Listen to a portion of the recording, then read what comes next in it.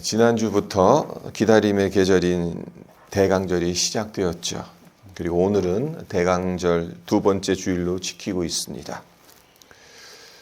우리 모두 이 대강절을 다시 오실 예수님을 간절히 기다리는 절기로 보내셨으면 합니다.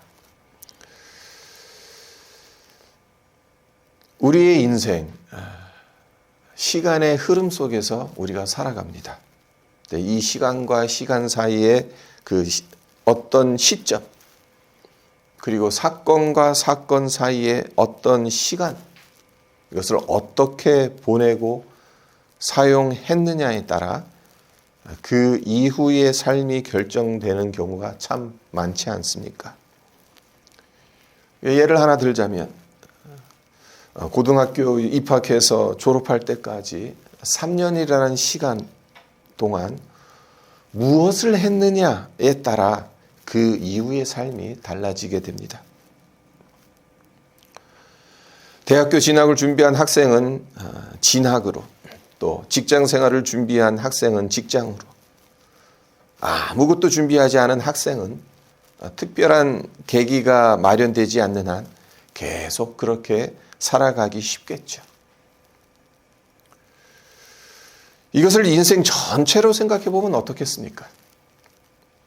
이 세상에 태어나서 마지막 숨을 내쉴 때까지 그 사이의 시간 동안 누군가에게는 그 시간이 70이 될 수도 있고 80이 될 수도 있고 90이 될 수도 있고 사람마다 다 다를 수는 있겠습니다만은 태어나서 마지막 숨을 거두는 그 사이, 그 시간 동안 무엇을 했느냐에 따라 인생 졸업 이후가 결정되겠죠. 예수 안에서 천국을 준비하며 살았다면 천국에서 주님과 함께 왕노릇할 것입니다. 주님의 말씀에 신실하게 따르며 준비한 사람은 영광스러운 면류관을 받게 되겠죠. 천국을 준비한다고는 했어도 주님의 말씀을 제대로 따르지 않고 자기 마음대로 살았다고 한다면 천국에서 부끄러운 열매를 먹게 될 것입니다. 무엇보다 예수님을 주님으로 모시지 않은 채 아무것도 준비하지 않았다면 천국 근처에 아예 갈 수 없을 것이고 영생의 복락을 누리지 못하게 될 것입니다. 이와 같이 우리에게 주어진 시간, 한정된 시간입니다. 제한된 시간입니다. 무한정한 시간이 아닙니다. 이 시간을 무엇을 위해 어떻게 사용했는지 너무나도 중요한 겁니다. 그리고 이것이 우리가 다시 오실 주님을 기다리는 삶의 방식이기도 하다는 겁니다. 오늘 함께 읽은 빌립보서 1장은 우리가 무엇을 위해 살아야 하는지를 점검케 해주는 말씀이라고 할 수 있습니다. 그래서 먼저 5절을 보세요. 너희가 첫날부터 이제까지 복음을 위한 일에 참여하고 있기 때문이라. 사도 바울이 빌립보 교회 성도들을 생각할 때마다 감사하다. 간구할 때마다 기쁨으로 간구한다. 그것이 3절과 4절의 내용인데 왜 감사하고 기뻐하며 하나님께 간구했냐? 그 이유를 첫날부터 이제까지 복음을 위한 일에 참여하고 있기 때문이다. 이 말을 하고 있습니다. 여기서 첫날이란 어떤 날을 말하는 것이겠습니까? 빌립보 교회 성도들의 입장에서 보자면 빌립보 교회가 처음 세워진 날이겠죠. 그리고 이제까지는 사도 바울이 감옥에 갇혀 있는 지금까지를 말하는 겁니다. 하지만 이를 확장하자면 첫날은 복음을 처음으로 받아들인 날, 주님을 영접한 날이라고 말할 수 있습니다. 그리고 이제까지는 주님을 영접했던 그때부터 지금까지라고 볼 수가 있죠. 결국 사도 바울이 말하고자 하는 바는 빌립보 교인들 그리고 이 땅에 존재하는 모든 교회와 성도들이 복음을 받아들여 예수님을 믿기 시작한 그날부터 지금까지 해야 할 일이 있다라는 것이죠.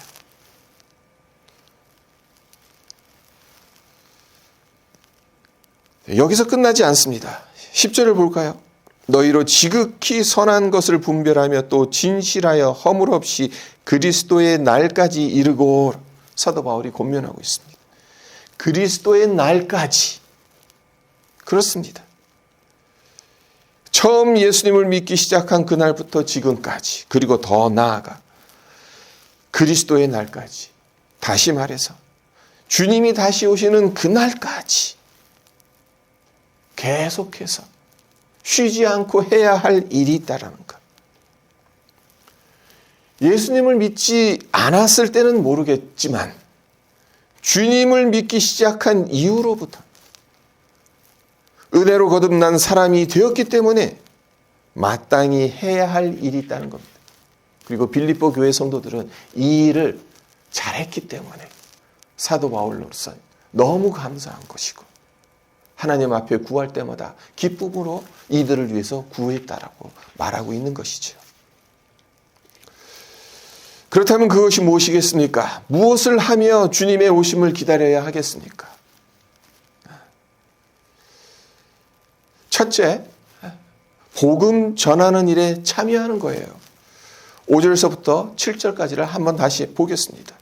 너희가 첫날부터 이제까지 복음을 위한 일에 참여하고 있기 때문이라. 너희 안에서 착한 일을 시작하시니가 그리스도 예수의 날까지 이루실 줄을 우리가 확신하노라. 내가 너희 무리를 위하여 이와 같이 생각하는 것이 마땅하니 이는 너희가 내 마음에 있음이며 나의 매임과 복음을 변명함과 확정함에 너희가 다 나와 함께 은혜에 참여한 자가 됨이라. 빌립보 교회 성도들이 첫날부터 지금까지 무엇을 했다고 사도 바울이 말하고 있습니까? 복음을 위한 일에 참여했다고 말하고 있죠. 빌립보 교회 성도들은 직접 복음을 전했습니다. 또한 복음 전하는 사람들이 이 복음을 더 잘 전할 수 있게 하기 위해서 많은 도움을 주었습니다. 예수님을 믿기 시작하면서 곧바로 복음을 위한 일에 참여했습니다. 그러니까 요한복음에 보면 안드레가 예수님을 만난 후 곧바로 자기 형인 베드로를 찾아갔죠. 그리고 메시아를 만났다라고 이야기를 하면서 형 베드로를 예수님께 데려가죠. 그러했던 것과 같이 빌립보 교회 성도들 역시 예수님을 영접하고 난 후 곧바로 다른 사람들에게 예수님을 전했다는 거죠. 이뿐만이 아닙니다. 사도 바울이 빌립보 아닌 다른 지역의 복음을 전하기 위해서 빌립보를 떠났는데도 빌립보 교회에 왕래하면서 말씀 전하는 사역을 계속해서 할 수 있도록 기도로 후원하고 선교 헌금을 보내기도 했어요. 또한 바울이 감옥에 갇혀 있을 땐 그의 의식주와 관련된 모든 것을 후원했을 뿐만 아니라 바울의 시중을 들 수 있도록 빌립보 교회의 중요한 인물 중 한 사람인 에바브로디도를 바울에게 보내주기까지 했습니다. 빌립보 교회 성도들은 예수 그리스도를 믿기 시작한 첫날부터 지금 사도 바울이 옥중에 갇혀 있는 그 순간까지 계속해서 복음을 위한 일에 동참했던 것이고 복음을 위해서 최선을 다했다는 거죠. 여기서 발견하게 되는 것이 무엇입니까? 성도란 어떤 존재냐는 겁니다. 성도란 복음으로 사는 자들이라는 겁니다. 왜 사냐고 물으면 여러분은 뭐라고 대답하시겠습니까? 네, 복음을 위해서 산다고 말해야 하는 사람들이 성도라는 겁니다. 그리고 이렇게 할 수 있는 것 자체가 은혜라고 사도 바울이 말합니다. 7절 하반절을 다시 보시면요. 너희가 다 나와 함께 은혜에 참여한 자가 됨이라. 사도 바울이 말하고 있는 자기와 함께 이 은혜에 참여한 것, 그 사도 바울과 함께 참여한 그 은혜가 무엇입니까? 복음의 일이죠. 복음을 위한 일에 참여하는 것이 하나님의 은혜에 참여한 것이라고 사도 바울이 말하고 있는 겁니다. 하나님의 일에 참여할 수 있는 것, 그것이 은혜라는 것. 하나님의 일에 쓰임 받을 수 있는 것이 은혜라는 것. 그런 점에서 우리 모두는 은혜를 받은 자들입니다. 특별히 복음에 참여하는 이 은혜가 우리 모두에게 넘쳐나기를 기원합니다. 두 번째로 주님을 기다린다는 것은 무엇이겠습니까? 사랑 안에서 지극히 선한 것을 분별하며 살아야 한다는 거죠.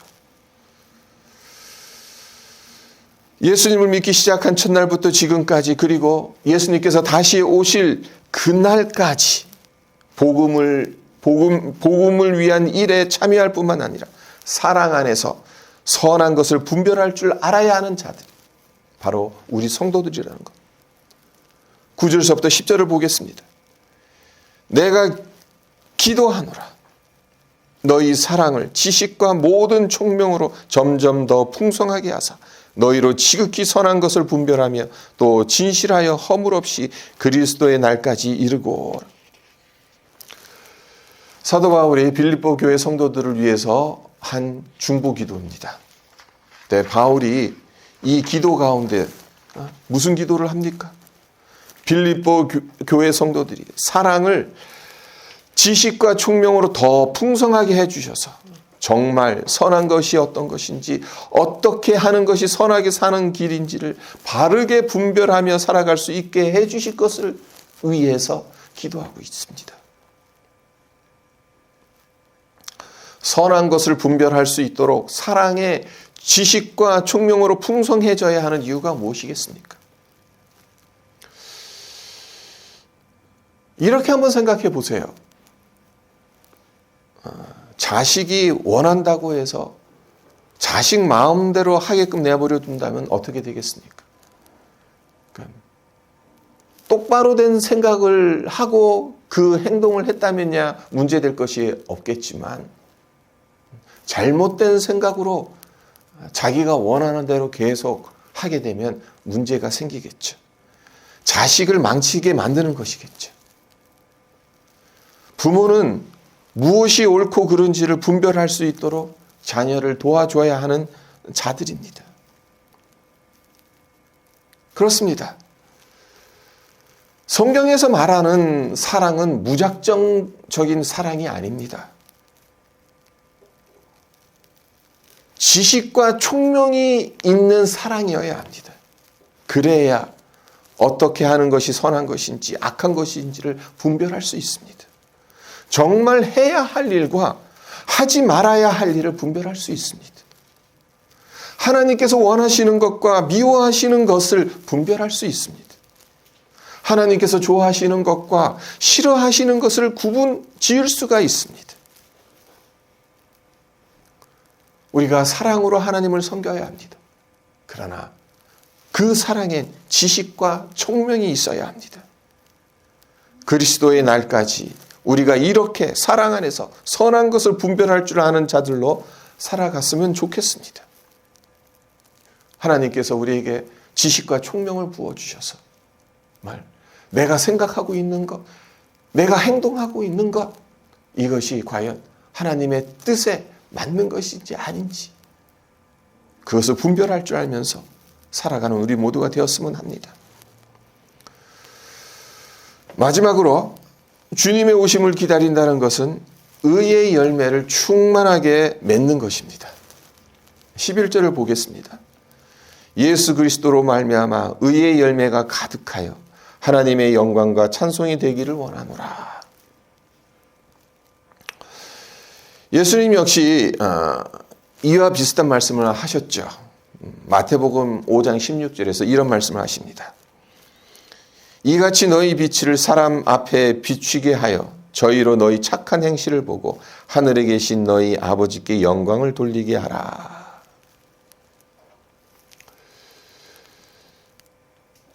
세상 사람들은 어떻게 하나님께 영광을 돌릴 수 있겠습니까? 예수님을 믿지도 않는데. 방법이 하나 있습니다. 바로 우리가 착한 행실을 하는 것. 이것을 보면서 세상 사람들은 하늘에 계신 하나님께 영광을 돌리게 된다는 겁니다. 하나님께 영광과 찬송을 돌리는 것, 이것이 우리가 가져야 할 궁극적인 삶의 목표 아니겠습니까? 우리는 사랑 안에서 지극히 선한 것을 분별할 줄 알아야 합니다. 앞서 말씀드린 것처럼 사랑의 지식과 총명으로 풍성해져서 선하고 올바른 것을 구분할 줄 알아야 합니다. 그리고 어떻게 하는 것이 정말 선한 것인지를 알았다면 이젠 한 걸음 더 나아가서 실제적으로 행동에 옮겨야 하겠죠. 마음으로 무엇이 옳은지 분별을 할 줄은 아는데 실제 행동이 따르지 않으면 무슨 소용이 있겠습니까? 의의 열매를 맺어야 하지 않겠습니까?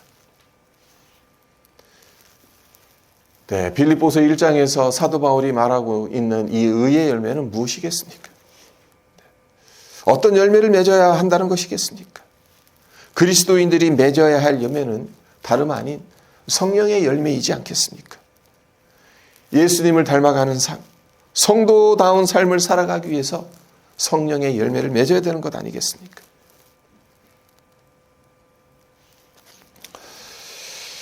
결핵에 걸려 무료 결핵 요양소에 입원한 사람이 있었습니다. 네, 요양소에 입원한 지 1년이 지났는데도 어느 누구와도 대화를 나누지 않습니다. 너무나도 많은 사람들에게 상처를 받아왔던 바람에 마음의 문을 닫아버렸기 때문에 그렇게 한 것입니다. 네, 그런 그에게 어느 날 요양소 근처 교회 집사님 한 분이 찾아왔어요. 그리고 복음을 전했어요. 선생님, 예수님 믿으세요. 예수님 믿으시면 평안과 기쁨을 경험할 수 있습니다. 예수 믿으라고 웃기는 소리 하지 마시오. 그런 말 듣고 싶지 않으니 당장 나가시오. 면전에서 구박을 받았는데도 집사님은 다음 날 다시 와서 예수님 믿으라고 또 권면합니다. 하지만 돌아온 것은 똑같은 냉대와 비웃음이었습니다. 그렇게 몇 번을 계속 찾아와서 복음을 전합니다. 그러나 결핵 환자의 마음이 너무나도 완고했던 터라 복음을 받아들일 기미가 전혀 보이지 않는 겁니다. 한두 번도 아니고 여러 차례 찾아와서 복음을 전했는데도 마음의 문을 꼭꼭 닫아버린 이 결핵 환자를 보면서 낙담한 집사님은 결국 포기합니다. 다시는 이 사람을 만나러 오지 않겠다는 마음을 먹고 이제 병실 밖으로 나가려고 합니다. 그 순간에 이 결핵 환자가 집사님을 부릅니다. 이봐요, 이왕 갈 거면 당신이 입고 있는 그 외투나 벗어주고 가구려. 그걸로 내 몸이나 덮을 수 있게 해주시오. 당황하기는 했습니다만 외투를 벗어 그의 몸에 덮어줍니다. 그리고 조용히 방을 나가려고 하는데 또다시 부릅니다. 이봐요, 당신이 갖고 온 성경인가 뭔가 하는 그 책을 내 머리에 고여주면 좋겠어. 베개가 너무 낯구려. 이 요구 역시 순순히 받아줍니다. 그리고 병실을 나서려고 하자 또다시 집사님을 부릅니다. 그리고 이 옷이 너무 거추장스러우니 이 옷 좀 치워주시구려. 조금 전에 그 옷으로 나를 좀 덮어달라고 하더니 이번엔 이 옷을 치워달라고 그런 요구를 합니다. 자, 그 외투를 집어서 옷걸이에 걸고 문을 엽니다. 그런데 또다시 이봐요 부르는 소리가 등 뒤에서 들려옵니다. 사람 약 올리는 것도 정도껏 해야지. 화가 치밀러 올랐어요. 하지만 이 집사님은 예수님을 생각하며 조용히 뒤돌아섭니다. 그러자 결핵 환자가 놀라운 말을 합니다. 당신 같은 사람이 믿는 예수라면 나도 한번 믿어보고 싶소. 예수님 생각하며 참고 견디며 선하게 대해준 결과 놀라운 변화가 일어난 거죠. 어떻게 보면 그렇게 계속 불렀던 것이 이 사람을 시험했던 것이라고 볼 수 있는 거겠죠. 주님께 영광과 찬송이 되는 의의 열매가 맺어지게 된 겁니다. 우리의 삶 역시 이와 같이 하나님께 영광이 되는 의의 열매를 맺으면 얼마나 좋겠습니까? 생명 살리는 일을 위해 애썼더니 그의 결과 의의 열매가 가득 열려서 하나님께 영광과 찬송이 된다면 얼마나 복되고 보람된 일이겠습니까? 우리가 예수님을 처음 믿는 그 첫날부터 지금까지, 그리고 계속해서 예수님이 다시 오실 그날까지 주님이 영광을 받으실 수 있는 아름다운 의의 열매를 맺으며 살아가는 우리 모두가 되기를 기원합니다. 말씀을 맺겠습니다. 빌립보서는 여러분들도 잘 알고 계시듯이 바울이 옥중에서 쓴 서신서 중 하나입니다. 옥중에서 자기를 돕고 복음을 위해 애쓰는 빌립보 교회에 보낸 감사와 격려의 편지입니다. 이 편지를 통해서 사도 바울은 예수의 복음을 받아들인 첫날부터 지금까지 복음을 위한 일에 참여하고 있는 빌립보 교회 성도들에게 감사의 마음을 전합니다. 예수의 심장으로 저들을 사랑한다는 고백을 합니다. 그들을 위해 기쁨으로 기도하지 않을 수 없다는 말을 합니다. 너희 사랑이 지식과 총명으로 더욱 풍성해지기를 기도한다라고 말합니다. 예수로 말미암아 의의 열매가 가득하여 하나님께 영광 돌리기를 바란다라고 기원합니다. 표면적으로 봤을 때 빌립보 교회 성도들을 향한 사도 바울의 마음이죠. 하지만 이것은 또한 복음의 일에 참여한 모든 성도들을 향한 하나님의 마음을 담고 있다라고도 볼 수 있는 것이겠죠. 하나님께서 우리를 사랑하십니다. 네, 특별히 복음의 일을 위해서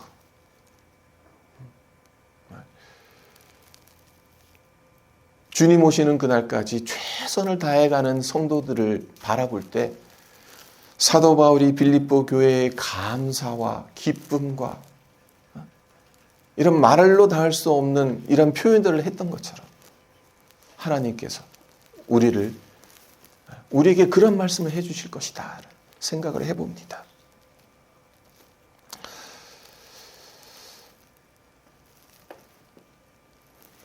성도 여러분, 이것이 주님 오심을 기다리는 성도의 삶이라는 사실, 우리의 마음에 새겼으면 합니다. 복음으로 생명을 살리는 일에 참여하고 그 복음의 진수가 되는 사랑이 지식과 총명으로 더 풍성해져서 어떻게 하는 것이 선하게 사는 길인지를 바르게 분별하고 예수 그리스도로 말미암아 의의 열매가 가득하여 하나님의 영광과 찬송이 되는 삶을 살아가는 것, 이것이 주님의 오심을 기다리며 해야 할 일들이라는 것. 우리 모두 예수님 다시 오시는 그날까지 이렇게 살아가기를 주님의 이름으로 축원드립니다.